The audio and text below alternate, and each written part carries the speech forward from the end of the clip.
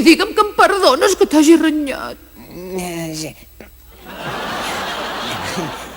Senyora. Dolç l'hort escurçó. Sí.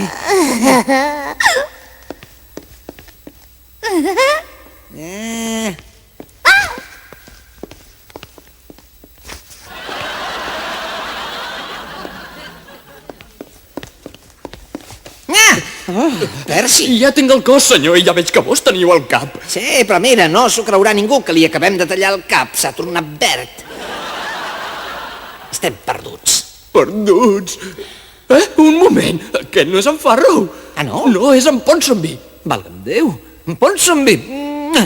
Aquest geni d'en Baldric s'ha equivocat d'home. Estem salvats. Salvat! En Farrow és viu i ens hem salvat. Visca! I quan la reina torni a veure en Ponsonby... Mare de Déu! Estem perduts! Perduts! No és gens maco, això, oi? Oh, no ho ha pas de ser, punxiró meu. Aquí és on va parar tota la gent que no t'estima. Ja m'ho penso.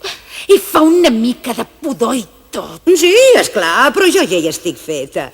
Quan tu eres petita, de bon matí... Calla, dida! Tu! No, tu no fas fàstic, tu! Sí, Altesa Reial Majestuosa. Fes venir Lord Ponsonby. Sí, Altesa Reial de Llonsis.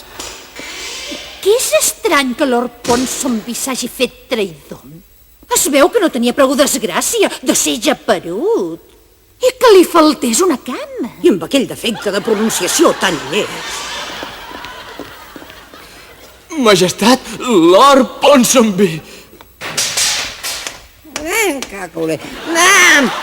Peça de llau, dopo la bossa, que no he tingut temps d'afaitar-me, Grandfather was a king, although for only 30 seconds, when put in charge beheading, he felt that fame and glory